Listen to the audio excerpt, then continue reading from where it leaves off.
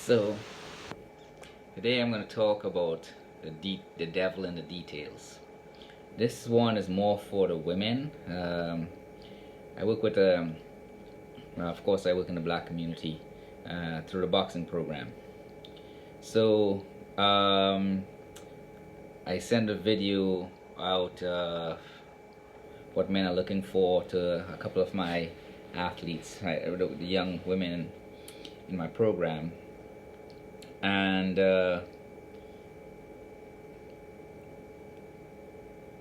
it seemed seemed a little bit of confusion for some odd reason. So I'm gonna speak on that topic in a slightly different way, as far as the devil's in the details.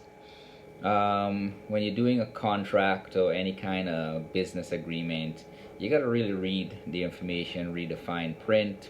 A lot of businesses they catch you um, in the details because nobody really reads those contracts. They just sign, get the stuff, and move on. And then when something comes up, then there's an issue. Um, Obviously, being in a relationship doesn't really work like that in black and white.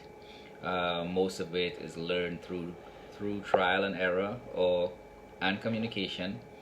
Um, but a lot of it is through trial and error using observation and analytical skills. So um,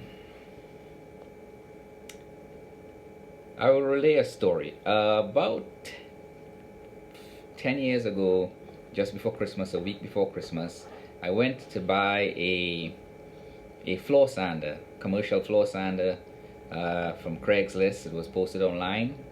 So I went to buy it. The price was right. I went down, I looked at it. But the guy I was buying it for, he went to work. So his wife was home. She's a stay-at-home wife. And she showed me a few other things that was there that I was interested in. So then I purchased a couple other things. And when I was taking it and putting it in the car, especially the sander,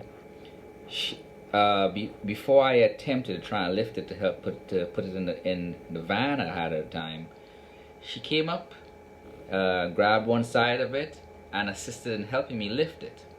Now it is a heavy piece of equipment, and I knew I could carry it by myself, but just the idea of her coming over, not saying do you need any help, just coming over and helping, even though she's really wasn't strong enough to really do anything, I still carried most of the weight.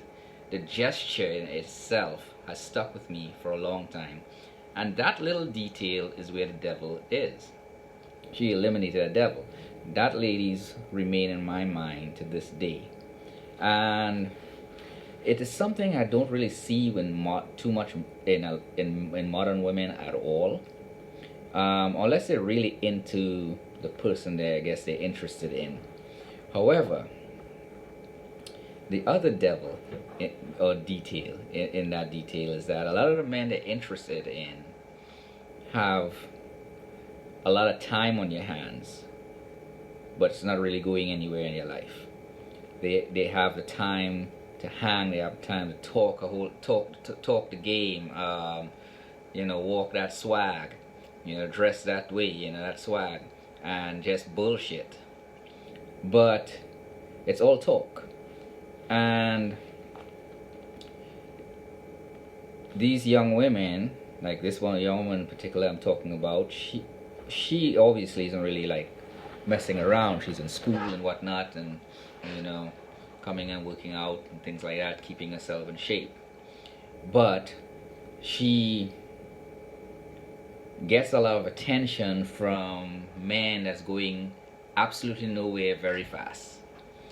And I had to explain to her, she's in an environment, she's in college, and there are young men there as well, who are going places or preparing themselves to go places.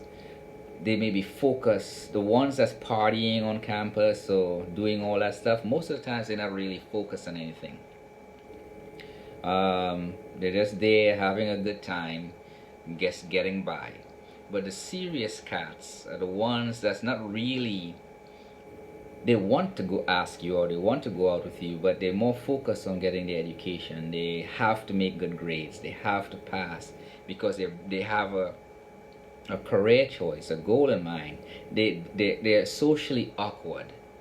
And she, as a young woman, have to know what she wants in a man and understand the shortcomings of the type of man that she wants to be with. She she wants to be with a man who's successful, financially, like stable, you know, kind of like quiet temperament type thing, but doing all the swaggy stuff and all that. So it's like a mixed bag. She wants the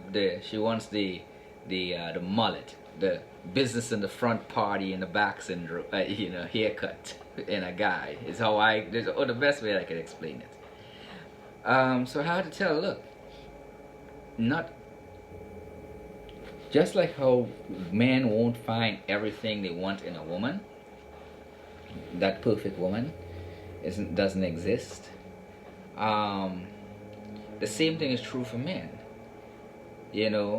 but the difference between a man and a woman, men's value go up with age if they're doing something with their lives, as far as career,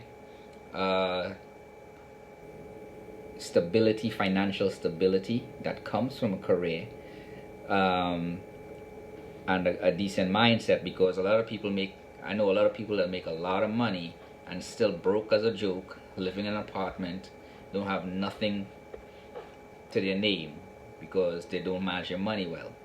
So they have the career, they're stable, they have their good money management skills, and a lot of times when men get involved with those three aspects of their life, a lot of things suffer, such as social skills suffer.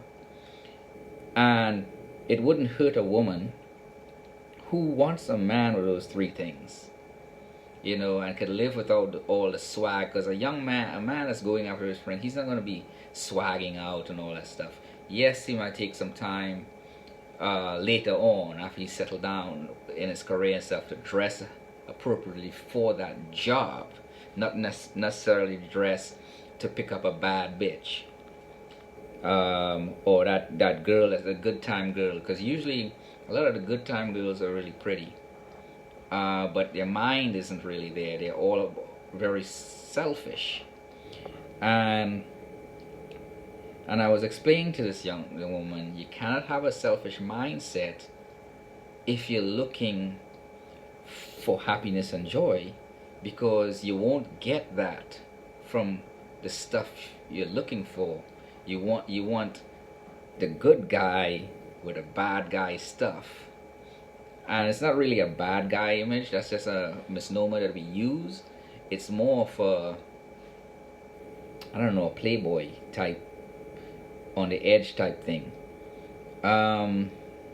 Because I've heard women talk about bad boys, and they're not really describing a bad boy. They're just describing someone that's kind of carefree and whatnot. But being carefree, they don't really give a shit about nothing. And they have this easy way about them to be around, because they ain't really looking for anything for themselves, so they don't expect anything from the women. And the devil in that detail is that the women who go to these guys, so because they don't have any expectations, end up becoming complacent and used up over time. And as their value drop, and they realize that this guy really isn't going anywhere at all, and he will never change, and she can't change him because that's just how he is, then they try to look for the guy who already went to college. He got his career going. He's stable. He's managing his money. He has his house. And now they want to go with this guy, trying to get this guy, and not too much worried about the swag and the talk, the empty promises and the grand vision that can never be achieved, because nobody's doing anything to achieve those visions. So she So I had to explain to her that you you gotta look at the things that you can't live without. That was the easiest way I could put it to her. You're looking for a guy. Men, biologically, they will provide, they will protect to the best of their ability. You know, and we're problem solvers, for the most part. So if you come to us and tell us something was going on in our mind, we're trying to solve the problem. You know, and a lot of times you just want to just want somebody to talk to. So you got to think about that. What are the things you cannot live without? All right, if you can't live without a guy making six figures, you know, you got to figure out what you doing to be able to maintain a guy making six figures. Because a typical guy making six figures is really rarely home, because he's out working like 60, 70 hours a week. So, what are you bringing to the table to validate getting a guy that makes that kind of money? I had to tell her that she wasn't really looking for a guy making six figures, because she's about 21 years old. She was just talking to me about, you know, various things. She's probably looking for a guy. She did talk more about the guys that's like mainly in the streets doing nothing with their lives. How cool that guy is. But then when I ask basic questions like, where do you see yourself in 10 years? Do you want to be married? Do you want to have kids? Do you want to have a house to live in with those kids? You know, do you want a husband that's there, or as kind of as predictable and dependable? Is that what you're looking for? And of course, yes. But I say, well, you can't find those things in a guy that's doing nothing with his life, has nothing going on for him, wants nothing to go on with him except how many bodies he can get from just bumping his gums, dressing somewhat nice in some whatever Nikes and whatever fad is going on today, because those things change. So after explaining that to her, I went on to tell her, I said, look, you're in college. Look around at the guys in your class, in the classes you go to, especially your science classes, and look at some of the engineering classes. You would find a lot of the men that's actually going to be stable and all about their business in those type of classes, in the science and engineering and technology type classes, because these guys really don't have social, in most cases, some of them do, have the social skills that will distract them from focusing on a good career, that will give them the funding needed to be stable, be able to travel, buy a house, provide for a family and things like that, and you wouldn't have to work. But a lot of times, some of them are good looking, some of them are not, but they would take care if you are not selfish or highly critical on appearance, because this girl was a little bit critical on appearance. And I told her she would be very, very happy. She would find a whole slew of good quality men to choose from, and they might eventually make $100,000 a year or more. They just won't have that swag. They just won't have that social stuff. That's where the balance between a man and a woman comes in. You have that social stuff. You will bring him along to enjoy some of that, and he will enjoy that as long as you're there with him. But you have to be doing this with his pleasure in mind, not yours. And that's another devil in the detail. It's not, because when he commits to you, everything that a man does is for his wife. He takes great pleasure in taking care of his wife and his kids and all that stuff. It's no longer about him. Yes, there are a few things he does on his own that's just for him, like maybe he likes football, he likes working on cars, or maybe he's into jewelry, whatever it is. That's just his own thing. Yes, men have that. But almost everything we do is for our wives and our family. And we take great pleasure in that. And that's, if you can do the same, everything you do is for the pleasure of your husband or the man. It doesn't matter how he looks in the face or how awkward he is in society. You, by being that way, will benefit greatly with comfort, happiness, peace of mind. You will have a stable home. You will have your kids. You wouldn't have to work unless you really want to, but you can still do your own thing. Bills will be paid. If you want to make a extra income to do whatever craziness you want to do, you could do that. And as long as you're predictable as well and doing things for the best interest of your husband and of course your kids, you would find that you'll be happier. I don't know if that makes sense to you guys. I'm making this video for this young woman, trying to explain it again now that I have the time to sit down and think about it. And obviously life is more complex than as this simple version that I'm putting out. There will be more questions than answers that might come from this video.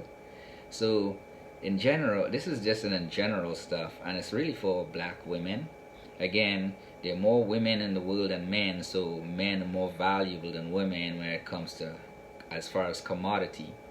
Alright, they're in the black American community, in the free world society, black American women is like 3 out of 4 don't marry. But they're over 50% of men, middle class black men, who's single and don't have kids. That these 3 out of 4 black women can marry, but their standards are ridiculously high. And the devil in that detail is that they cannot seem to realistically place themselves in an environment where they belong. They want to be in an environment that they do not belong, nor were they trained or prepared for. And in a lot of cases, when they're down here, the lower part, and they're expiring way up here, but the men is where this hand is. That's pretty much, and they're below those men. They're not even striving to elevate themselves to this level to be compatible with these men. So keep that in mind. Ask the questions in the comment section down below if you have any questions. Like, subscribe. I will continue doing some more of these videos to the best of my ability. I am on my journey to looking for a wife. As mentioned before, my mindset of myself is that I'm average overall in all aspects as far as looks, appearance, and things like that. I do dress appropriately. I tend to dress down because I coach boxing, but on occasion I dress up. But not necessarily to attract women. I dress based on the occasion or the environment I will be in at the time. Everything I have is paid for, but my income isn't over $100,000 a year. It probably never will. I find, to me, a valued man, not necessarily a high value man, but a valued man is one who can manage his money well, still have a good time, and still have time, and still have time to have a good time and to spend with family. Lifestyle is what most people don't talk about, and I will talk about that in another video. Y'all have a good day.